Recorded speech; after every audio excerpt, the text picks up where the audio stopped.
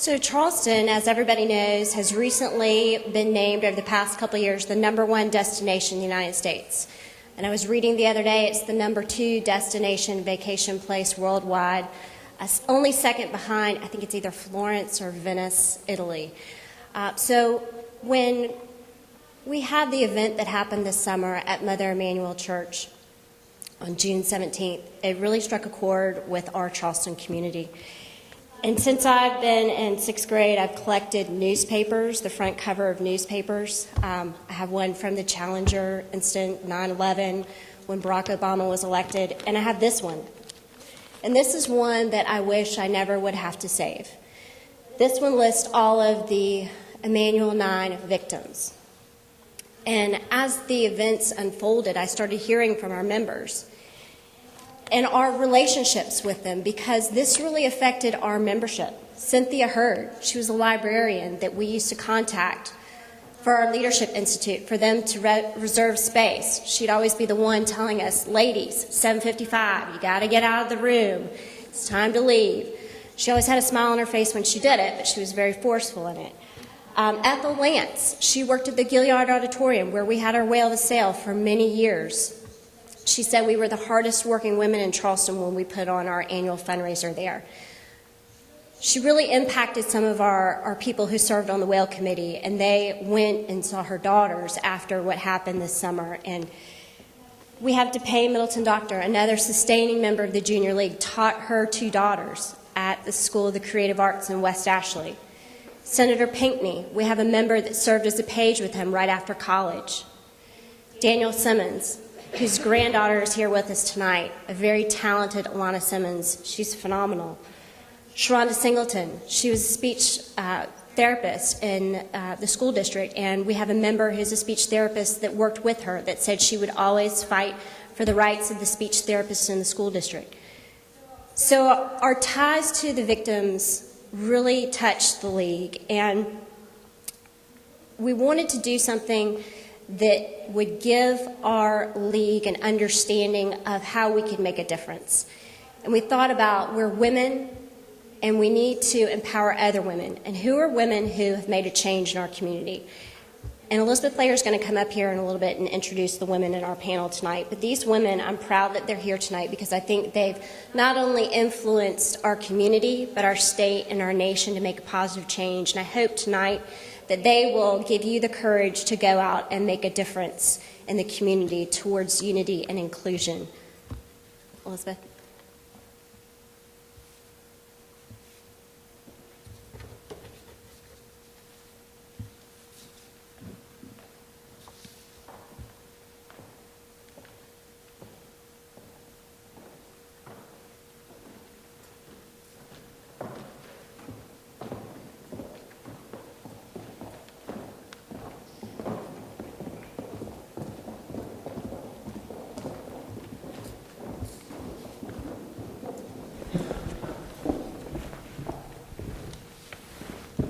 Good evening, everyone. I'm Elizabeth Player. I'm the Director of Training for the Junior League of Charleston, and we are thrilled that you are here tonight, and we are absolutely thrilled and honored to have our guest panel with us tonight.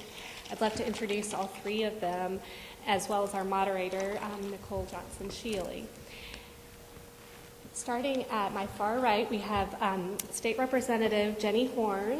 She represents Dorchester County, and she is serving her 4th term in the South Carolina House of Representatives for House District 94 in Dorchester and Charleston counties. She serves on the Judiciary Committee and chairs the Special Laws Subcommittee. In 2013, she was elected by her peers to serve on the House Ethics Committee. In her regular job, day job, she is the owner of the Jenny Horn Law Firm in Somerville and practices in the areas of real estate law, family law, employment law, and general litigation. She's a 1994 graduate of the University of South Carolina Honors College and a 1997 graduate of the USC School of Law. After graduation, she clerked for federal trial judge Margaret Bean Seymour. She's been named Legislator of the Year by the YMCA, the Charleston Trident Homebuilders Association, and the Association of Personal Care Providers. She also received the Bert Sakania Award from Low Country Children's Center for her advocacy on behalf of children, and is a past member of the Charleston Regional Business Journal's 40 Under 40. Most recently, she was selected for a national award by Politico magazine as one of the top 50 influencers in government for 2015. Jenny and her husband, Mark, live in Somerville with their 2 children, Nicholas and Maggie, and their spoiled Maltese, Baxter. I would love to meet Baxter. And then in the middle, we have Alana Simmons. She is the founder of the Hate Won't Win movement. Alana was born and raised in Newport News, Virginia, and has 3 siblings, Daniel III, Ava, and Anya, and the 4 of them are the grandchildren of the Reverend Daniel Simmons Sr. Their family was forever changed with the events of June 17th. Her grandfather was known as Super Simmons, and I know that has been a terrible loss for their family. But from this tragedy, Alana has used the national spotlight of her family to launch a campaign of love. She challenges society to be the change it wants to see instead of relying on policies to change people. And inspired by the story she heard in the aftermath of June 17th, she decided to turn the social media campaign into a worldwide movement and a nonprofit organization. The purpose of Hate Won't Win Movement Incorporated is to demonstrate God's love through advocating for unity and to give back to families and communities who are victims of hate crimes. This movement charges us with showing acts of love toward those who are different, posting it to our social media pages with the hashtag Hate Won't Win, and challenging others to do the same. Hate Won't Win is a movement of the heart. Alana wishes to see her generation lead the society in leaving legacies of love for who you are, love for what you do, and love of others. Alana is a graduate of Elizabeth City State University and Norfolk State University, and she's very involved in service to her community as a middle school choral director, realtor, active member of Delta Sigma Theta sorority, and also a pageant queen, currently serving as Miss Black Virginia USA. And to my closest right is Dorsey Fairburn. She is the organizer of the Bridge to Peace Unity Chain here in Charleston.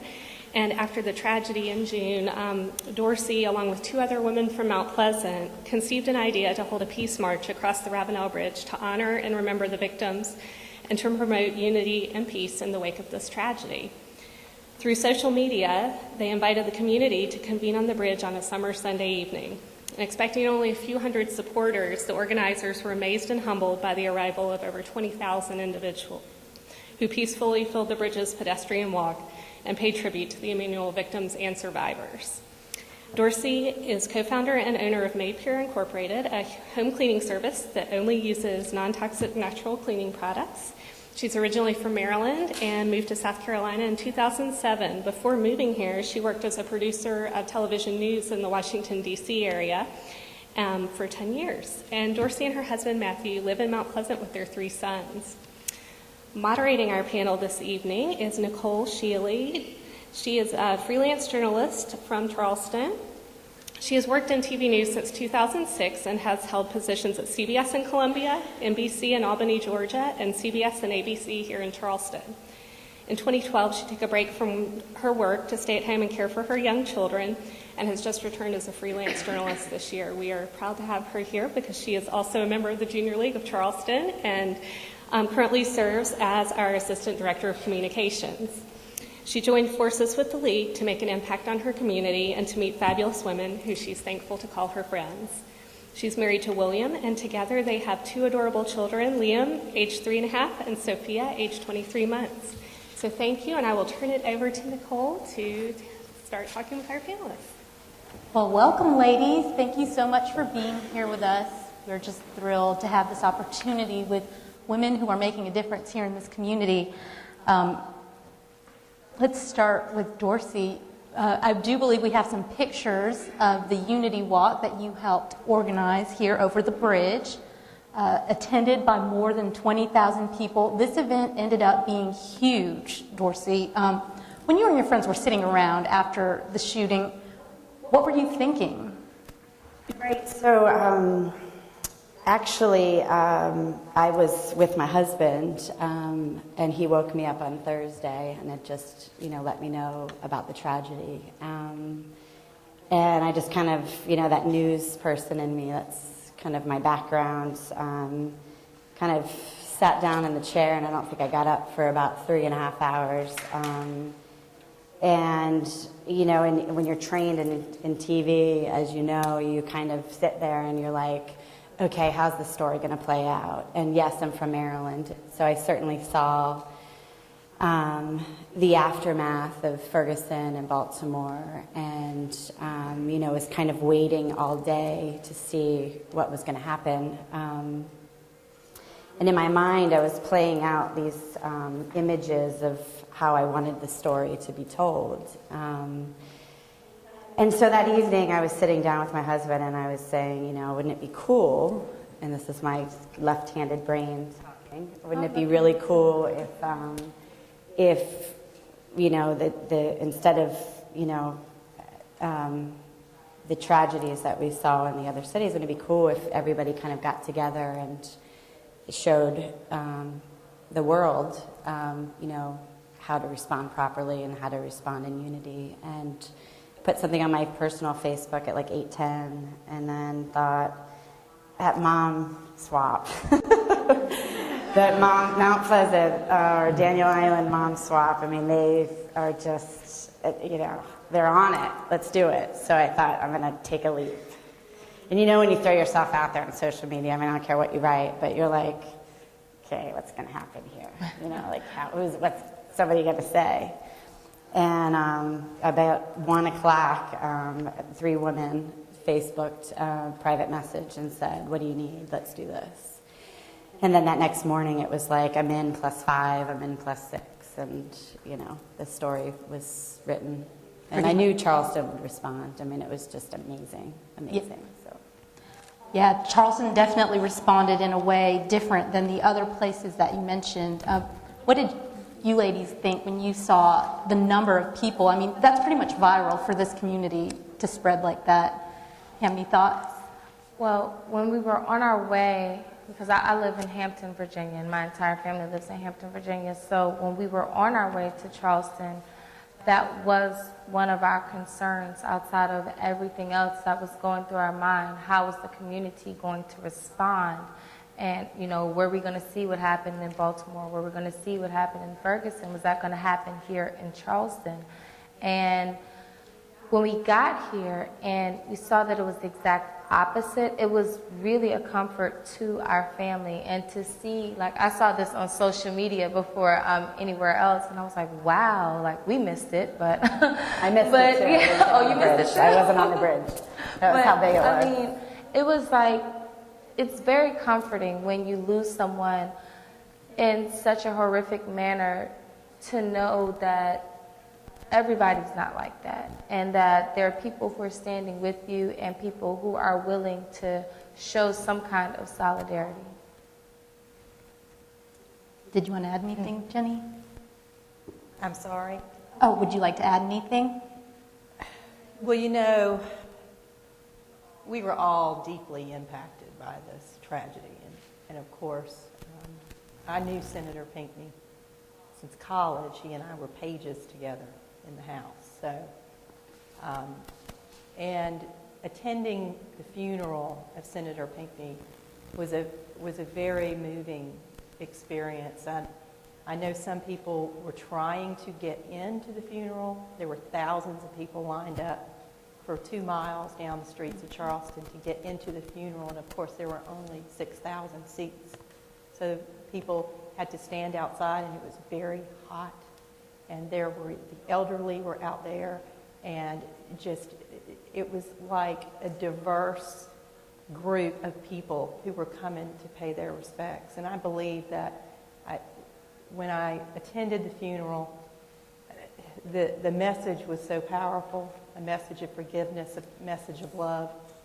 And I just will never get that image out of my mind of Senator Pinckney's widow in her black dress and her hat, and those 2 precious little girls in their white dresses and their bows. And it reminded me about the widow of Martin Luther King Jr., who had 4 little kids when he was assassinated. And certainly I was thinking, why is this happening in 2015? And so it made a lot of us, policymakers, activists, moms who just wanted to do something to show solidarity.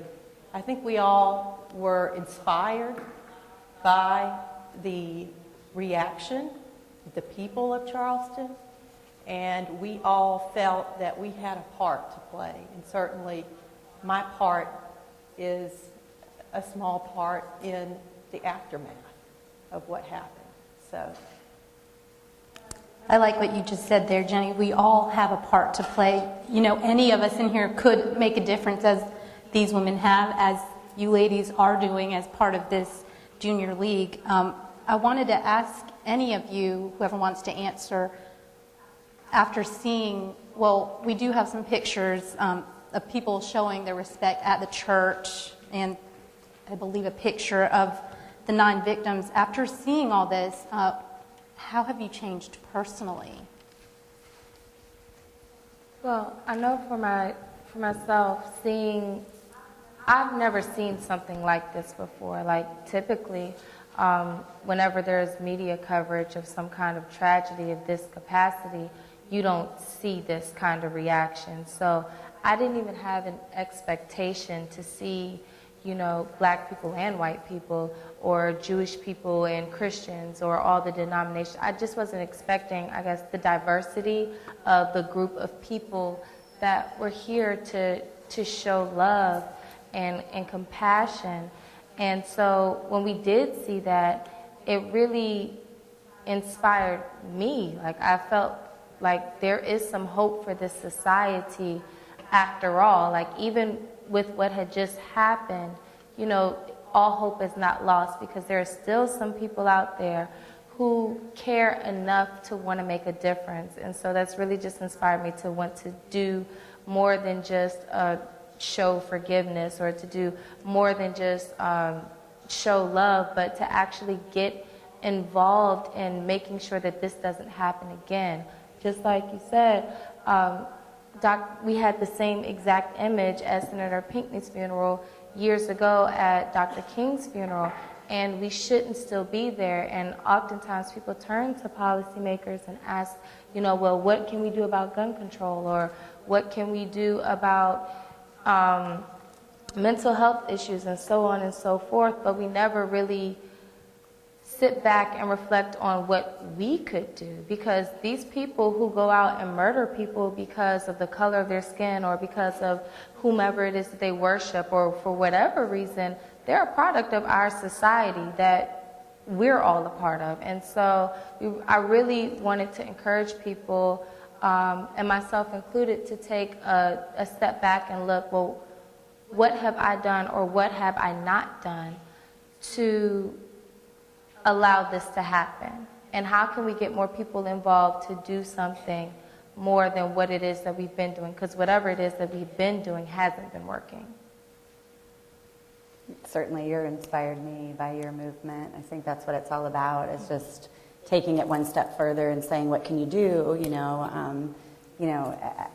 I follow you on Facebook, and I just see all of the images, and, you know, even just the one person and then the other person, and all these random acts of kindness. I just think, I think it's just incredible, and yeah. And we all have the ability to do it. There was this exchange I felt, and I don't know if anybody in the audience has felt it too, but after the shootings, and then after the bridge, the Unity chain, there was this sense of, like, everybody was talking, everyone was saying, hey, how are you? Good to see you today. You know, it's like, I've been here since 2007, so I'm not, I haven't been here long at all. But when we moved here because we wanted to grow up, we wanted our kids to be raised in a very respectful and very loving and church-going and, that kind of environment. And when we got here, we were like, wow, everyone's really nice. Like, they actually talk to you in the grocery store, and coming from D.C., where people are like, zzz, and you know, and now I find myself being like, hey, slow down, you know, with people who are moving here. I'm like, don't move here, you know, go home. And I'm sure people said the same thing about me when I moved. They were just like, no, please, not another no. So, but I felt this sense, and I don't know if you guys, like I said, felt it too, but it was like 7 years ago when everybody was talking and exchanging, and there was this really sense of just unity, and not just on the bridge, but it felt like it carried out into everybody's just day to day. And I think that was what inspired me to see that, to see everybody kind of one-upping each other and being like, no, I mean, I'm going to do this or I'm going to do that. And I feel like people should continue to do that and follow you and do nice things. And I think it's just cool. It's really simple. Like, what I think I was in an interview, I can't remember which person, but I know it was on CNN, and I actually started the movement or the social media campaign, because it started as just a random acts of kindness social media campaign with the diversity spin on it. But I was watching the reporters and the cameras, and I was doing an interview, but I was still like not being mic'd up just yet. And we were in front of Emmanuel and me, and there were people of all different generations and races and denominations and all that stuff worshiping together, mourning together at 10 o'clock at night, which I thought was newsworthy. But then there were also, there was a group of people, I'm not even sure exactly who they were, but they were really being irate, to say the least. Like, they were, you know, fussing and cussing and, you know, causing a ruckus with the police. And the news cameras were right in the middle, and there was that group over here and there was that group over there, and I watched them make a conscious decision of what to report.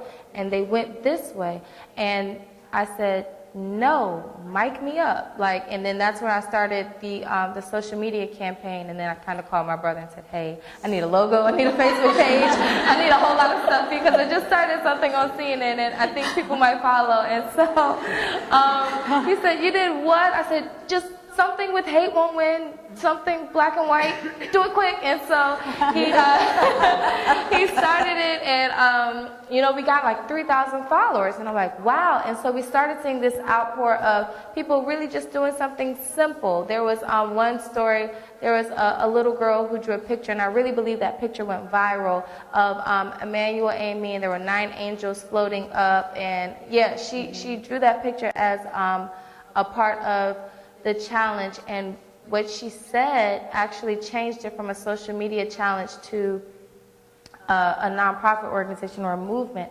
She asked her mom was really hurt about what she had to explain to her child as to what just happened.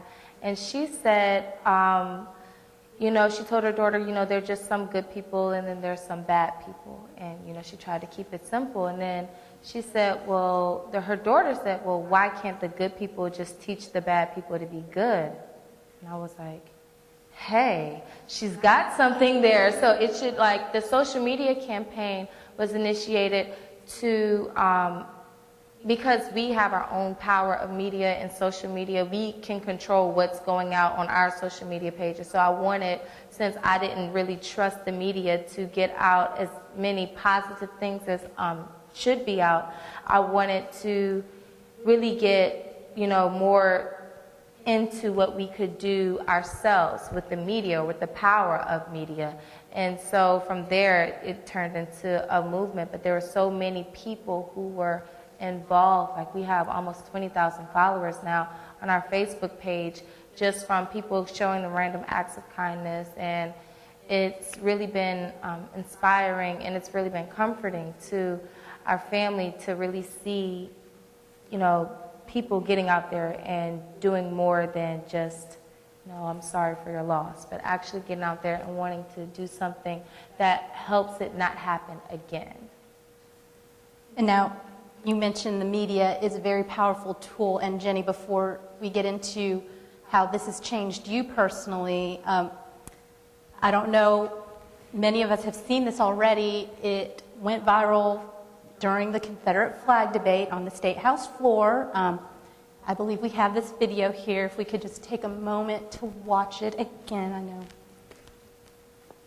For your indulgence tonight, and I know the hour is late, so I will be brief.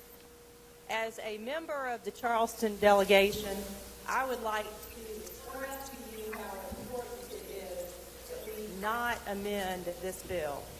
And the reason we need not amend this bill at this time is because if we amend the bill in any form or fashion, it is going to a conference committee. It is not going to end quickly. We are going to be doing this all summer long.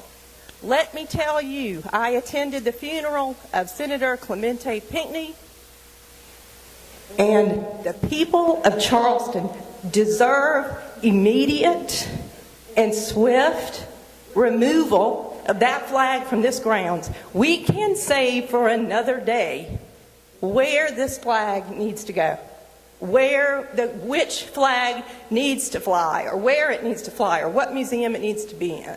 But the immediate issue, as far as I'm concerned, as a member of the Charleston delegation, and speaking on behalf of the people in Charleston, this flag offends my friend Mia McLeod, my friend John King, my friend Reverend Neal.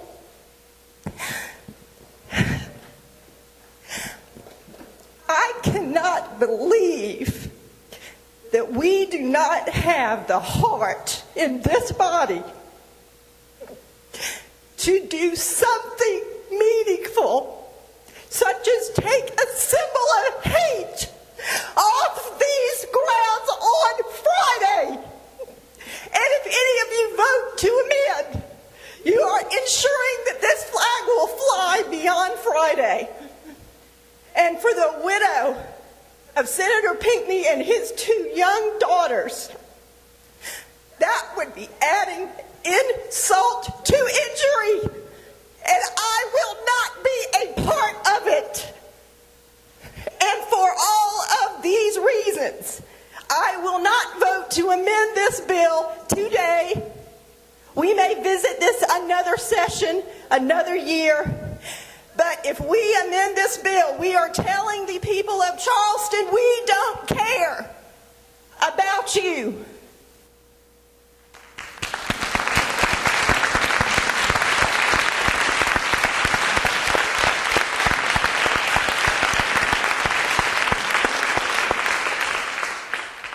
And that was incredibly powerful, emotional.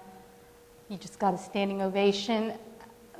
Tell us, what was going through your mind when you stood up there before your colleagues? You know, you had ties to the Confederacy. This was something that wasn't even being spoken about before the Emanuel 9 shooting. What was going through your mind? Well, first of all, what was going through my mind is that we'd been there a long time. There were games being played on the floor to slow down the momentum that we had to remove that flag. If you notice, the Senate quite swiftly removed the flag with just 3 votes against it. And then we get into this long, protracted debate when we really all knew what we needed to do. We needed to do the right thing and take the flag down. The flag shouldn't have been up there in the first place, and we all know that. But there was never the political will or the political consequence or the political... This was a direct result of the tragedy in Charleston, but for that murder. That flag would still be flying here today and offended a large part of our population of South Carolina. And I know you noticed that I said it offends my friend Mia McLeod. Mia McLeod is a black Democrat, a female lawyer, and she and I are very, very close friends. And we had a lot of heart-to-heart discussions about how painful that flag was to her. Okay? It wasn't painful to me per se. It was painful to her. And because it offended her, it offended me. And I think that's part of what we need to understand, particularly for those of us who are mothers. Okay?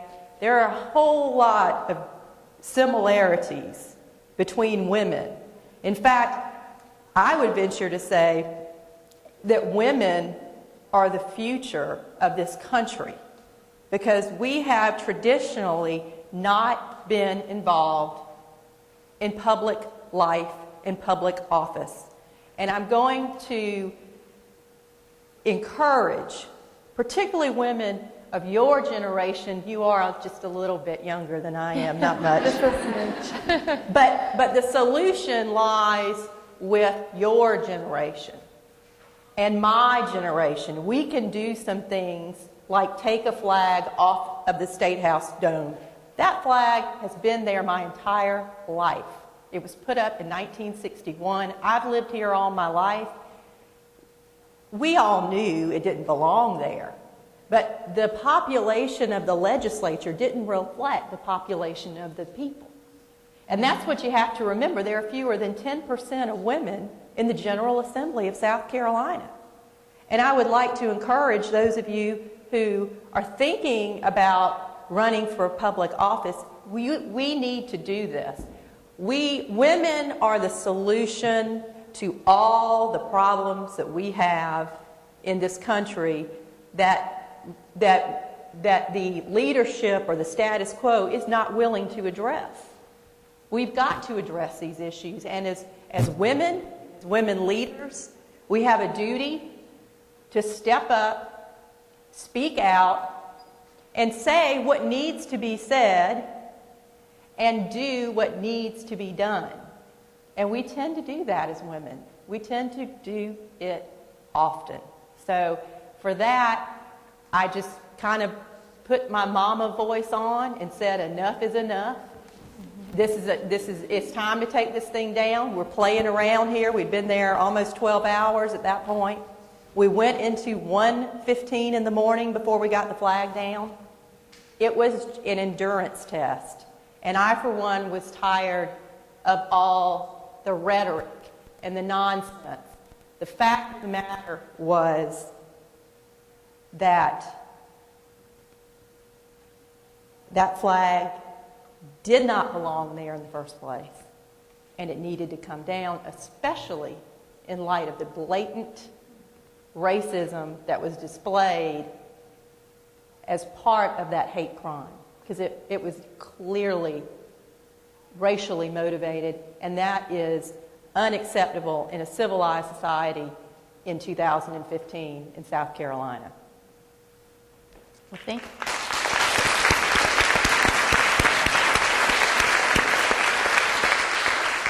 Those were some very encouraging words, Jenny. Thank you for sharing that. Another question we had was, did you mean to start crying like that? Those who know me well know that I don't cry, but I don't just cry because I'm sad or whatever. I cry when I get angry. And that was I was angry at some of the debate. If you go back and watch the entire debate, there's some really, really offensive things being said. And I just got offended. I was offended, I was tired, and I was angry. And of course, I had just come from Senator Pinckney's funeral, not long before that. There were a lot of us in the General Assembly who attended. It was so sad, yet so moving. And, I just felt like that I had to get up there and speak out, because at that point we were losing it. And it was getting more and more difficult for us to maintain the momentum to get that flag down, because that was the goal, was to slow down the momentum. We had the governor calling for the removal of the flag. We had the Senate remove the flag. We had presidential candidates call for the removal of the flag. And the House just seemed to bog down and dig in their heels. And it was something that could very well have gone the other way. And I think that those of us who have emotion and care about the state as much as we do, and care about the people in the state as much as we do, I can't help but get emotional when I think about Senator Pinckney's funeral. Just can't. Just can't. I mean, it is so hard to process that someone could have that much hate in their heart. So I love this young woman's platform and her movement, because love and understanding and tolerance of one another, of each other's children, that's how we're going to move this country forward. For those of us who have children, who want our children to live in a society where they're not targeted because of their appearance, their religion, or their language that they speak. And so I think we've got to have a real frank conversation about diversity and how important it is for women to stand up for the rights of all people, regardless of our differences, whatever those differences may be. And see, I like what you said about being offended. And I think that we need more people like you in higher places. Like, we need more women, because you had a moral obligation to do that. It was outside of whatever, jobs that you've ever had. That was your moral obligation to stand up for your friend, no matter who your friend was, or no matter what they looked like, what they talked like, who they worshiped, or what they even smelled like. And we need more people like that who are open to having relationships with people who are different, so that there's that moral obligation to stand up for what's wrong. Like, while, black people are at the brunt of a lot of this stuff, there are plenty other religions and demographics and of people who aren't being treated fairly, and where policies that were created weren't created with them in mind. And it goes on and on and on, and I could talk about it forever, but the point of it all is that if we're not showing that love to each other, then we're not creating that moral obligation to stand up for each other. And I'm glad you touched on that. I do want to talk a little bit more about your movement, Alana. Now we know we have local and state lawmakers supporting you, and all the way up to the President of the United States. I believe we have a picture of President Obama along with his wife, Michelle, and they are sporting their Hate Won't Win shirts and making their symbol. This movement that we know started through a CNN interview has gone global. How does this feel for you, knowing that it is making a difference and it's touching lives, and young people especially? Well, at Senator Pinckney's funeral, after President Obama delivered his eulogy, I was inspired. Like, I was just inspired the whole time I was in Charleston, but I was so much more inspired by his eulogy. And afterwards, he wanted to meet with all of our families, and he wanted to really sit down and talk with us and ask us what he could do. And so he asked there, well, is there anything that I can do for your family? And I'm like, well, we made these shirts for our family, and we made them for the families of the other victims and the survivors, and we also made them for the police department of Charleston and for the lawmakers in Charleston, because they really, really took care of us while we were down there. And so I gave him the shirt, and I said, well, you could help us to launch our social media challenge. And so he said, well, I have a couple of followers, so I think I could help with that. And so I said, okay, so, you ask the president to do something, no offense, but you don't really think that politicians are going to do what they say they're going to do. So he gets on the plane, and one of my friends, we were out to dinner after the funeral because we were starving, and so one of my friends screenshots this tweet, and they said, is this your shirt? And then we looked like, oh my God, it's our shirt. And then I said, I couldn't believe he did. I was like, oh God, I should have asked him to lower taxes or something like that. There's so many things I could have asked him for, and I asked him for a t-shirt. Oh my goodness. So meanwhile, I'm trying to get back to the White House, if you can help me with that, because I have more stuff to ask for.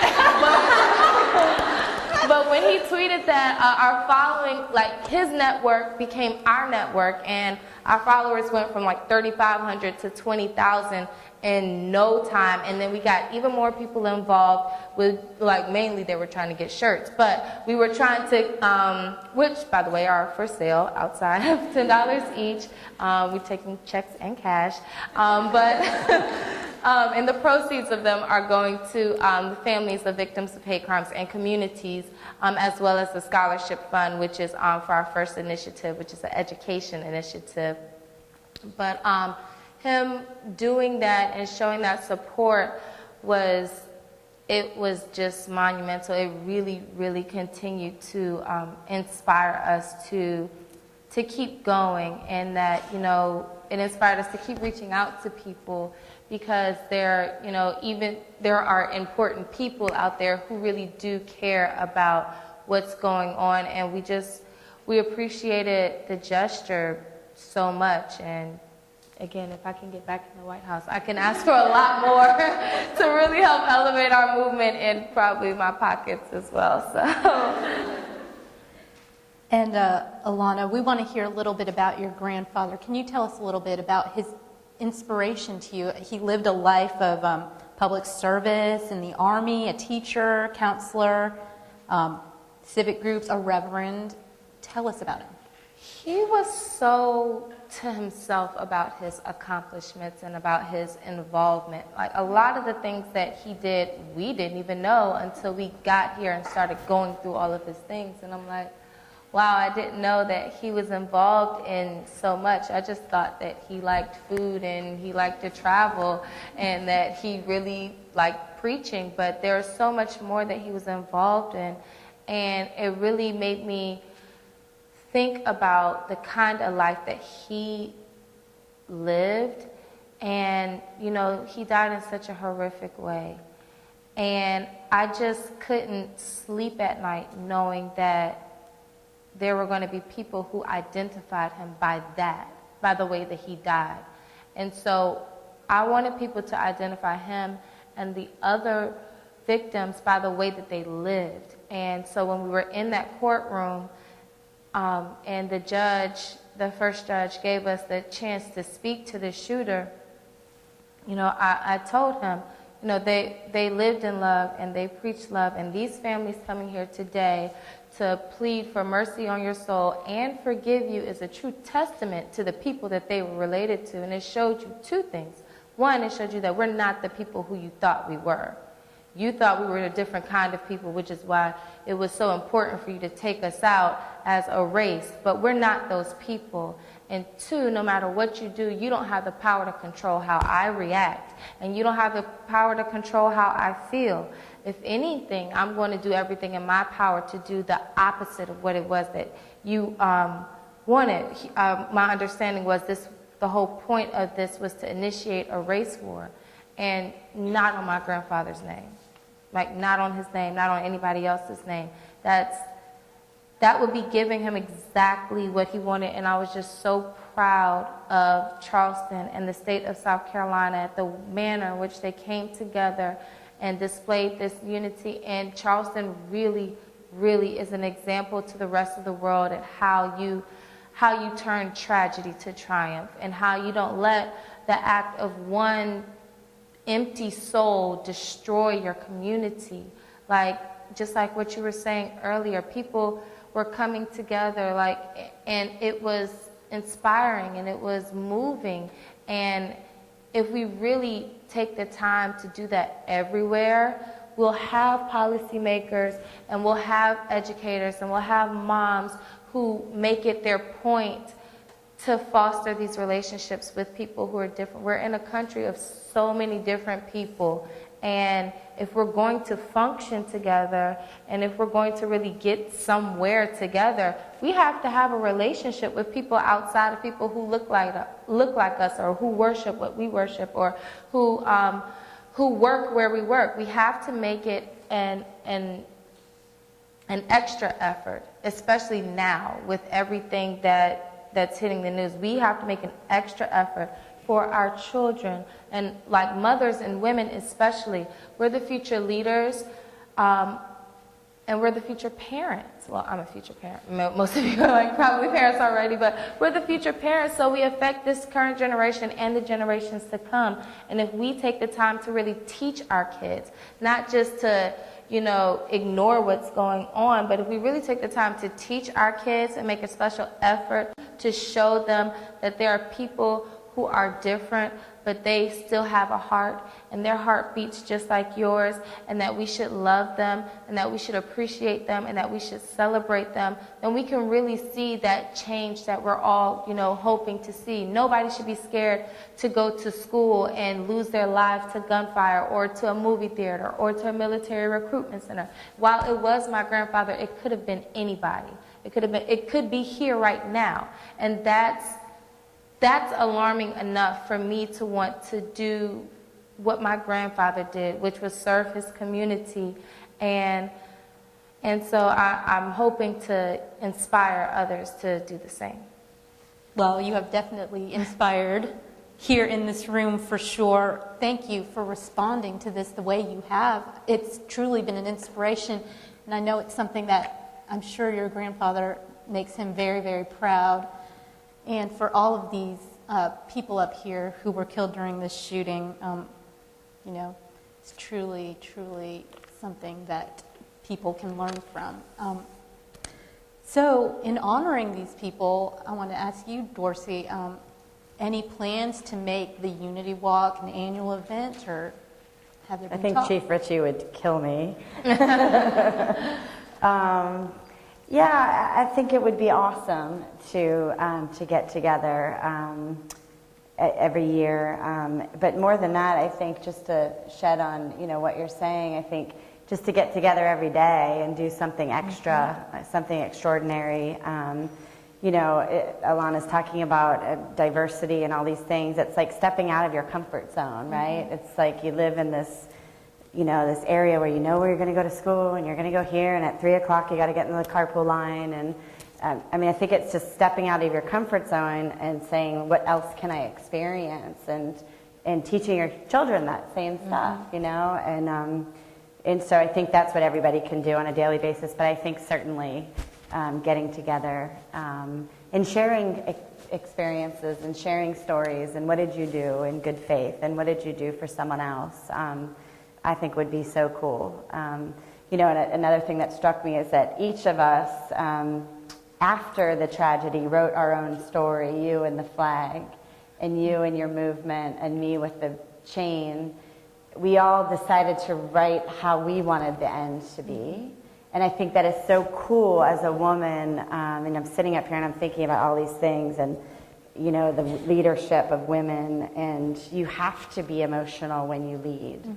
And for people to say that leaders don't cry and that's weak, it's shows a weakness. I think that if you feel emotion and you feel what someone else is feeling, and you teach your kids that, then you just have this bountiful umbrella of just greatness. So who knows? I hope so.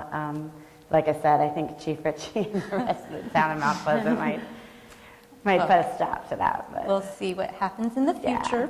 Now, before we're going to take a couple questions from people out in the crowd, but Alana, we're talking about what people can do at this point. The hashtag, share us the hashtag and what people should do if they want to hashtag to Hate Won't Win. Well, what I asked people to do was to go out and to show an act of love to someone who is different. It could be someone of a different generation, someone of a different race.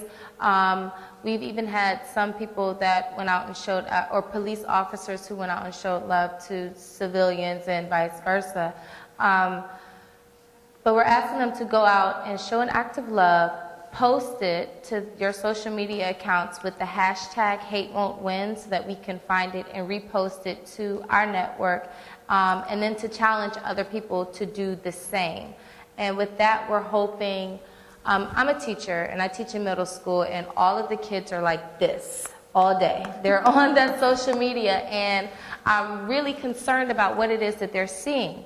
Another part of the reason why I started it was because I was on my Facebook feed, and all I was seeing was images of this shooter, and I couldn't take it. I had to put my phone down and put it away, and I'm like, I don't want to see this anymore.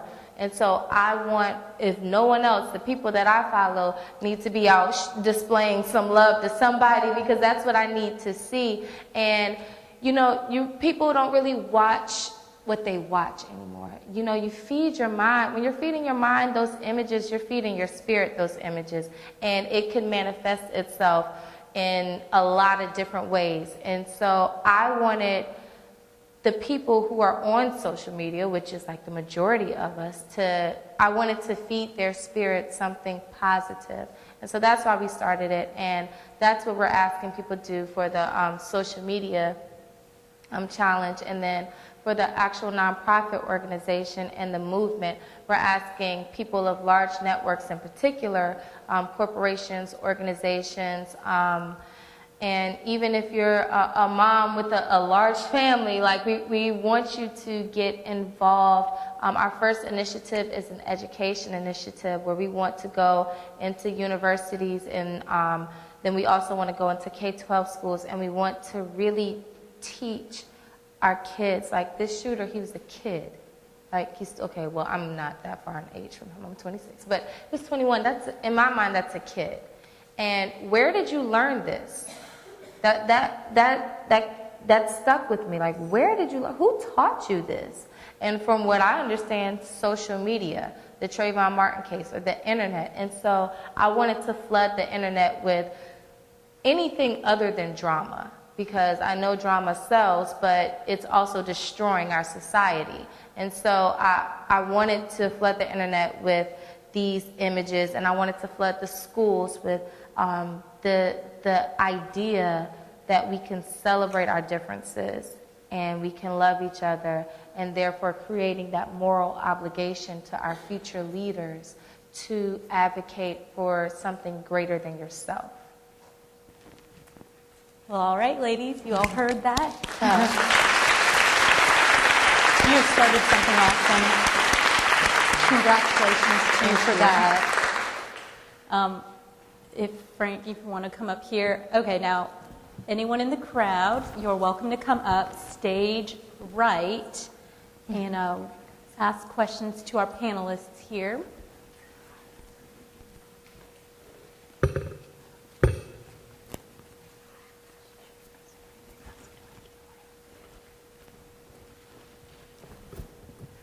You've all followed your hearts and been a catalyst for change in this community and hopefully around the world. So in your lives, I know that there have been women that have influenced you and kind of helped give you that steadfastness to do what you've done and what you're going to continue to do for this country and our nation. Who would those women be? I'll start. My mother. And my mother was a teen mother, and she dropped out of high school to have me, and then she went back to school and really struggled, but never gave up. And that's one of the reasons why I'm such an advocate for medically accurate information in schools, because it is a problem that affects women disproportionately, and we need to be real about it. But my mother is a very educated woman. She works in the healthcare field, and she's very well respected in her field, but she had to struggle mightily to get her education, and that is something that I have always admired about her. So I guess if I get my determination from anyone, it would have to be her, because compared to her life, my life was a cakewalk, because I got the opportunity to go to college, go to law school, and then start a family and do things that serve my state like I've been able to do it. It really is a privilege for me to be able to do that. I would have to say two women. My aunt Rose Simmons, who is Reverend Simmons' daughter, and my mother, Arcelia Simmons. They're polar opposites. They're best friends, but they're complete opposites. My aunt is a follow your dreams type woman, and she everybody who she talks to is like wants to follow her. Like she got that from my grandfather. Like they follow what she says because she's so passionate about what she says and what she does. And she helped me to really get myself out there. Like I've always had ideas and stuff like that, but never would I've been able to get out in front of people or get onto national news outlets or start a national campaign without having that kind of support or feeling like I had that kind of support and encouragement from people, from the people that raised me. And so she's really big on going for what you believe in.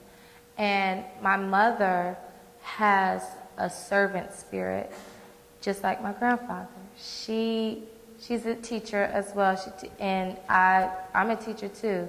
I never plan on working as hard as she does because she gives so much to her students, and she makes such an impact on their lives by coming to work every day and doing what she knows is right, whether she has people who agree with her or not. And so she inspires me to have the courage to say what needs to be said as opposed to what's popular.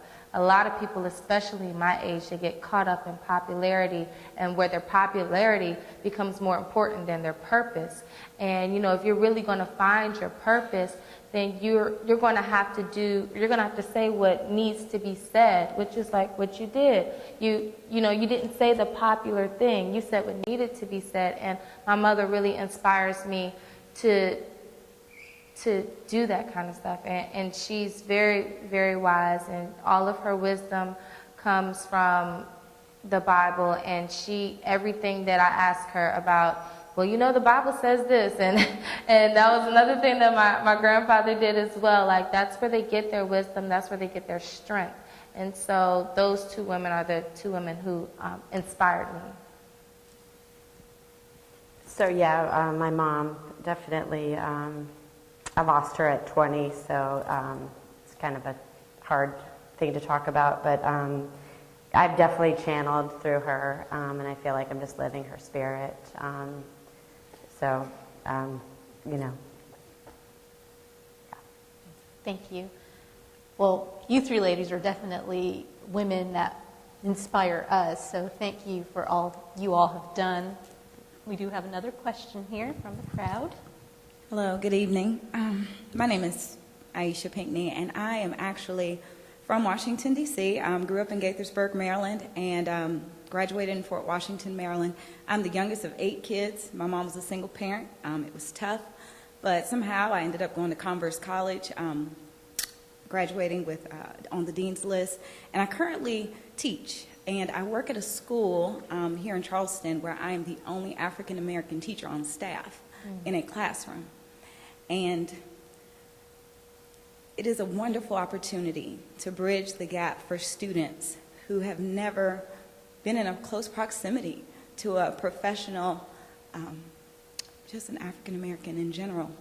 And I've seen barriers being broken with children instantly, misconceptions being broken instantly, regardless of what may have been taught at home or what they've been seeing on television or social media. Those barriers broken instantly. And I know it's contributed, not because I'm that much of a great person, but the amount of love and the lack of hate that is in children, which I think is cool. Trickery, yes, they like to be tricky, but not so much hate. So I definitely appreciate you all, Ms. Simmons especially, talking about bridging those relationships, because that's where it starts. But I also want to know, outside of my student interaction, what could one do to kind of bend those barriers as well, like with the parents and the community within oneself? I am very politically driven at times. I'm very ambitious, but at the current state, I've only been teaching 3 years, and I'm not going to rock the boat necessarily.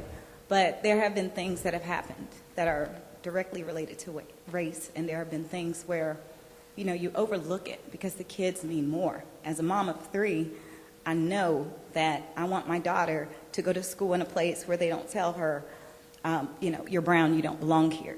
And that was an experience that she had. So, and she's 5.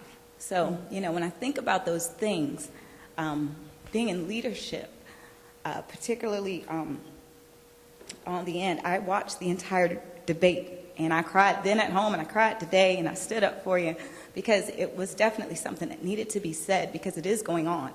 In Maryland and Washington, D.C., not so much. I didn't grow up with that type of barrier. There's so much diversity, you don't really feel it. So when I moved to South Carolina and I went to an all-girls college, and I was one of the few African Americans at that school, and it kind of follows you, but at the end of it, I'm just as normal as anybody else and just as crazy as anybody else. And, you know, we all have our differences, but like I teach the children in the classroom, you know, regardless of skin color, we all bleed red. We're all the same, and we all deserve respect. So once again, just what are some of the things, especially not being from here, that could bridge that gap? Thank you for what you do, and thank you for those remarks.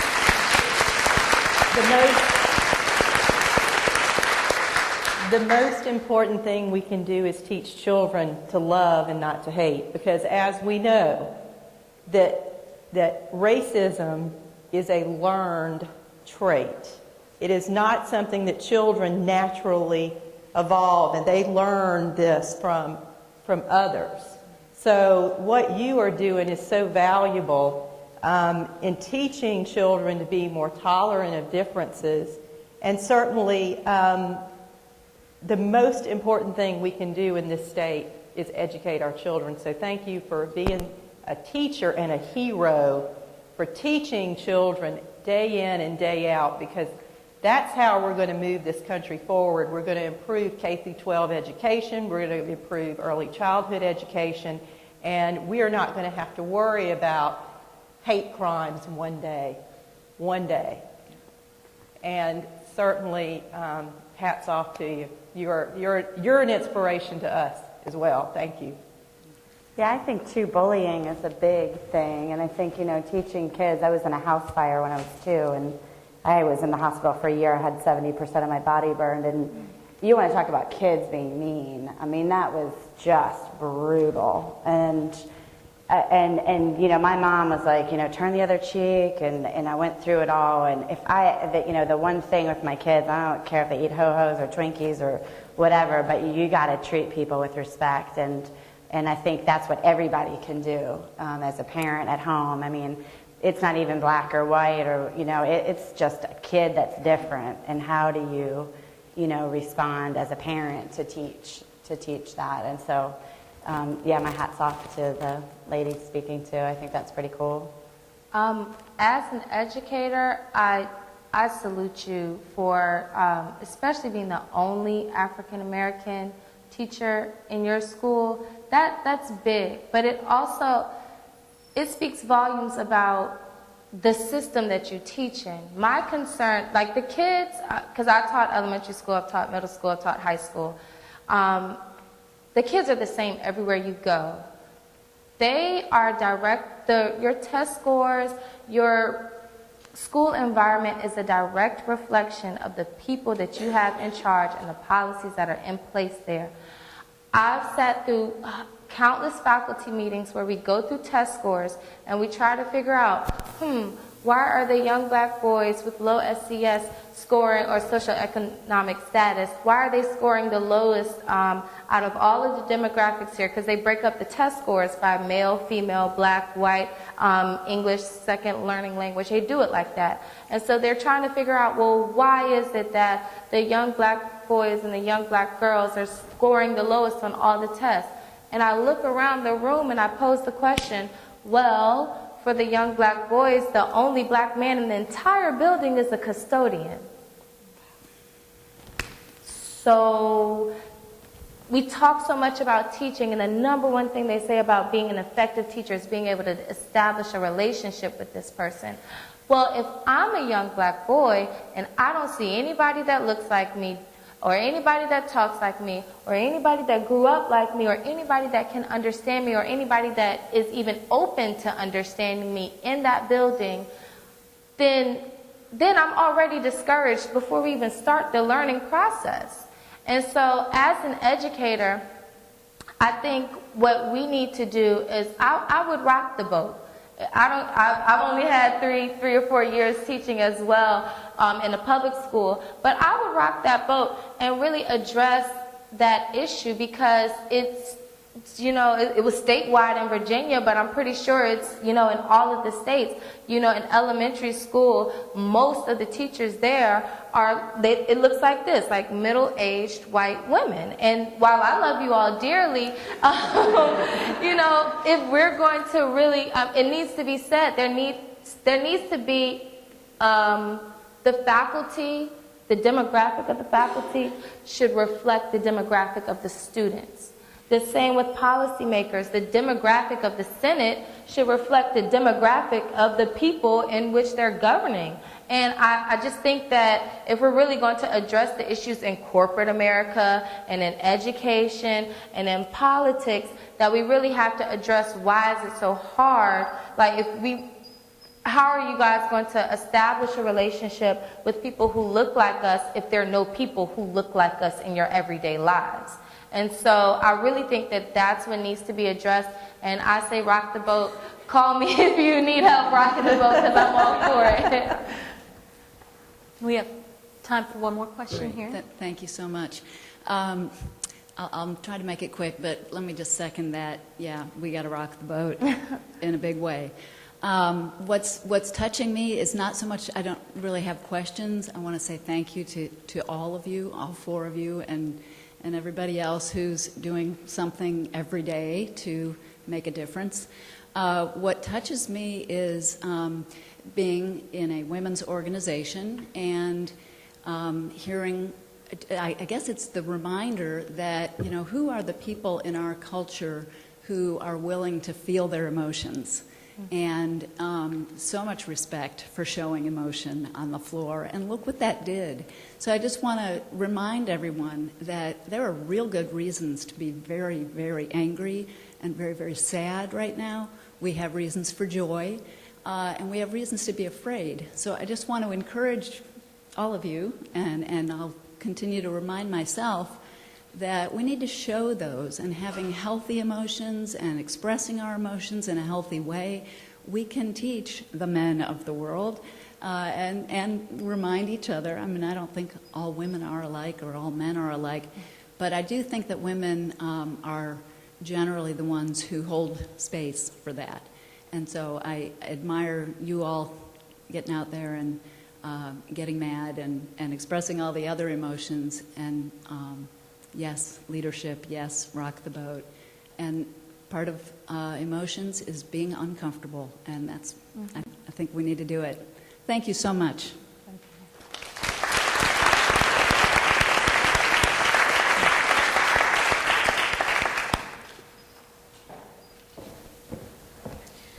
I want to thank all of our panelists for being with us tonight, and for Nicole for moderating, and all of you for attending tonight. I hope this gave you the courage to go out and be the change you wish to see in the world, as Gandhi once said. These are all women who had the courage to take a stand, and their stand created a multiplier effect, which is a positive thing, and I can't wait to see what we as the Junior League can do. And so what's next for us? Your Junior League of Charleston leaders are working with junior leagues throughout the state of South Carolina in Greenville, Columbia, Spartanburg, and Anderson County to have a summer training on diversity and inclusion. And throughout the year, you'll be getting more information on that so that you can participate.